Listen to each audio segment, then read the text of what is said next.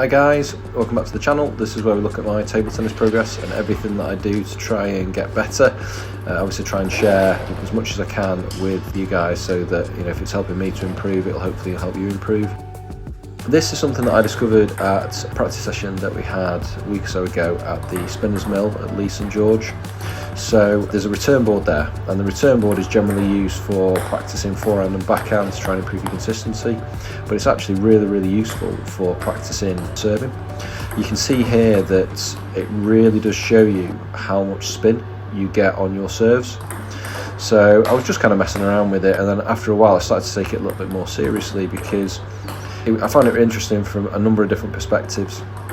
First of all, it was really showing me the exact spin that I was putting on the ball because of the fact that there's good rubbers that are on this practice board, and it's just set at pretty much a 90-degree angle.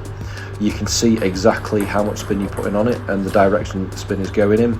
Normally I think if you practice with a partner, they're obviously manipulating the bat to try and counter the spin.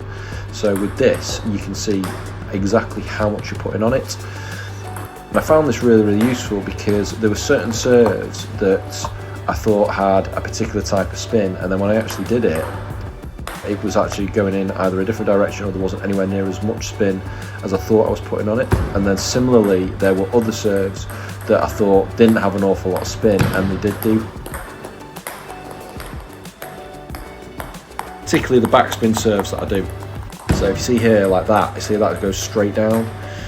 I always thought when I did some of these serves they were almost more of a float type, but the backspin, is really gripping against the board.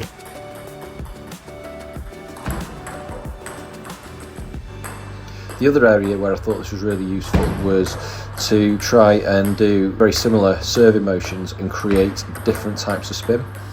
I know this is probably almost the holy grail of serving, and it's one of the main things that you're trying to do is to have a service motion that looks almost exactly the same, and then with one serve it has backspin and then the next serve it has side and top spin.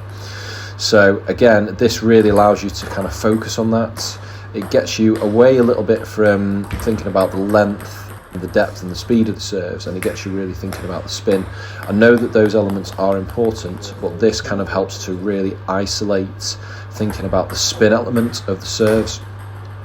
I think one of the things that I've probably been a little bit guilty of the last year or two is probably thinking more about depth and speed, which is obviously very important, don't get me wrong, but probably thinking less about the actual spin that's on the ball. So this really allows you to, like I say, do a service motion and then just try and adjust it ever so slightly, and that slight adjustment you can see exactly how that changes the spin and the effect of the serve. So I would highly recommend this. I think it's a really useful exercise, and it's something that I'm definitely going to use in conjunction with other elements of the serving practice. This isn't the be all and end all, but like I say, I think it's a very important part. So let me know what you think, let me know how you get on with it.